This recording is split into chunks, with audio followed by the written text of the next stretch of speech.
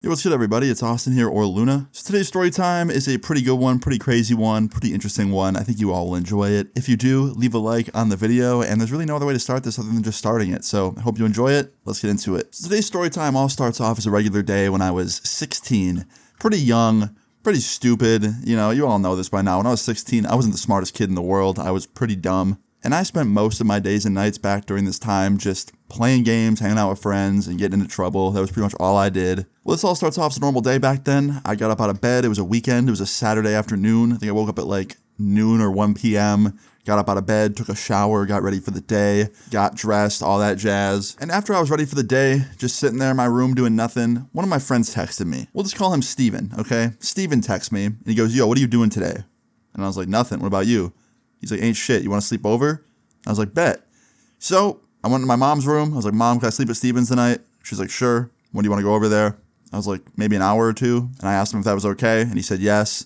So before I knew it, I was packing my stuff and in the car with my mom on my way to Steven's like an hour or two later. Now, upon arriving to Steven's, my mom and his mom talked for a little bit, and then my mom said goodbye to me and said she'd be back on Sunday, which was the next day. And then she left, and it was just me and Steven at his house, and his mom, of course, because she lived there. Now, after hanging at Steven's house for like, I don't know, maybe an hour or two, we both got pretty bored and wanted to get out of the house and do something before it got too late. So we walked over to the mall because we both lived near the mall. And upon arriving to the mall, we actually met up with two other friends there. We'll call them Craig and Eric, okay? I think those are characters from Drake and Josh, but we're going with it, okay? I'm not using their real names, so now they're characters from Drake and Josh. Anyway, me, Craig, Eric, and Steven were at the mall, walking around, hanging out, just, you know, doing what kids do at the mall. They don't have money, just roaming around, doing a whole lot of nothing. When Steven has this idea. Now, before I tell you what the idea was, let me just say, Steven was the biggest, troublemaker of all my friends. I hate using that word because it's such, a boomer word, but, I don't know. That's what, most parents would consider him, right? They'd be like, "Oh, that kid's a troublemaker. Don't let your kid hang with him," or whatever, right?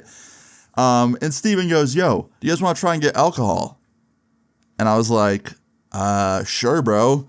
At the time, I wanted to appear cool and be like, "Yeah, dude, I'm down for that." And I'm not going to lie. I had drank before. I didn't like it. I still don't like it. I drink maybe once every few months, and it's very minimal. I hate getting drunk. It doesn't feel good. But I didn't want to look like a loser in front of my friends, which is kind of lame to even think like that because, you know, your friend should support you no matter what. But I basically pretended and was down to do whatever. And all of my friends were the same. They were like, "Yeah, that'd be dope." And before we knew it, we're trying to come up with a plan to buy beer. It's so funny because we were all 16 and hated drinking and beer and all that bullshit, but we just wanted to appear cool.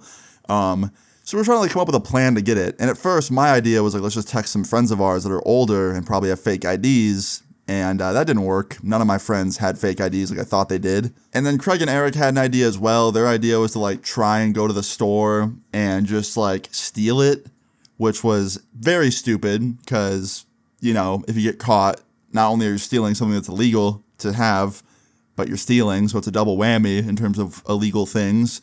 So I was like, "Nah, that's dumb." And then Steven goes, "What if we just go outside of a store and we find a nice looking guy and we just ask him to buy it for us?" Now, this is some shit you would see in a movie. So I was like, "Bro, no, that's not going to work." He's like, "Bro, what do you mean it's not going to work? It's definitely going to work. If we find someone nice enough, I bet they'll do it. We could offer to pay them or something." And I was like, "Bro, we don't have any money. Between all of us, we have $40 and no one's risking a $20 profit to go to jail. You know what I mean? No one's doing that." And Steven's like, "Well, it seems like we're out of options. So this is our last option. We're going to have to do it." And I was like, "All right, bro. But if something goes wrong, it ain't my idea." Next thing I know, we walk across the street to the grocery store, which also sold alcohol.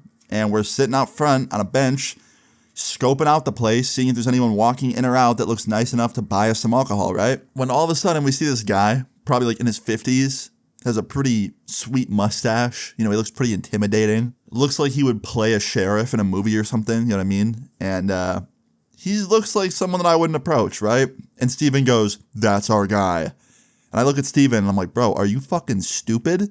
That is not our guy. That guy is probably a cop." Now look, it's never good to judge a book by its cover, okay, and assume things about people based on their appearance, so I shouldn't have been doing this, but the mustache just looked like a mustache that a police officer would be sporting. But Steven didn't care, and Craig and Eric also didn't care. They didn't want to listen to me. So Steven made the choice to get up off the bench and walk up to this guy and start asking him to buy us beer. And in return for buying us beer, he'll give him an extra $20 on top of it to keep, and we can both go our separate ways. Now, they were standing close enough to us to where I could hear their conversation, and I heard Steven say this, like, yeah, like, could you buy some beer? We'll give you an extra $20 on top of it. Like, you know, we won't tell anybody. And then I hear this guy go, are you kids fucking dumb? And right when I heard that sentence, I was like, oh shit, man, we're fucked. And this guy goes, why would I risk prison time, my career, all this stuff just to buy some kids some beer?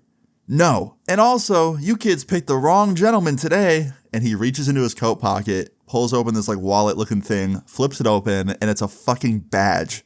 To which me and all my friends, I think in unison, shit our pants. I think all at the same time we all shit ourselves because it was just, dude, like it couldn't have been a more unlucky situation. Now, obviously I didn't actually shit my pants, but I was about to. I was like, all right, bro, like we need to like get out of here before we go to jail. Like this is bad.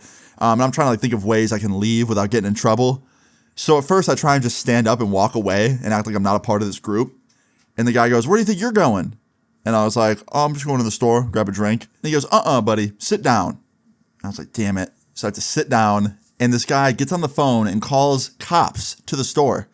I don't think he dialed 911 because he was a cop himself. I think he just called up his buddies that were like working, and they came to the store, and these two cops pulled up. They got out of the car, and they essentially talked to us for like 30 or 40 minutes, call our parents, tell them what we did, and give us a whole talk how if we get caught again, we can go to juvenile detention centers, we can get, basically go to jail as kids, right?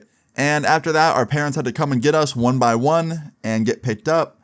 And we all got in a shit ton of trouble, dude. Steven got grounded for 2 months.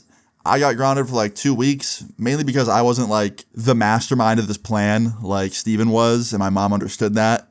And the rest of my friends also got like a month or so grounding.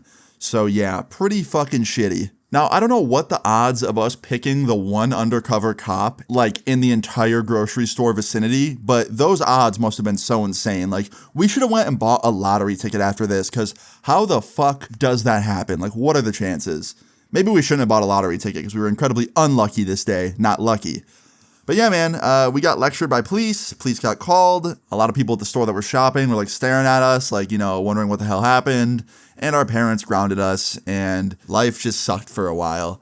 But it could have been worse, I can't lie. This could have been way worse, so I just took it as a lesson and moved forward to not listen to Steven's plans ever again. But yeah, guys, that's the story of how we tried to buy beer from an undercover cop. It was quite the interesting day. I hope you enjoyed this story time. If you did, please leave a like on the video. I'd really appreciate it. Feel free to leave your story times in the comments down below. And subscribe if you're new. I'll see you all later. Peace.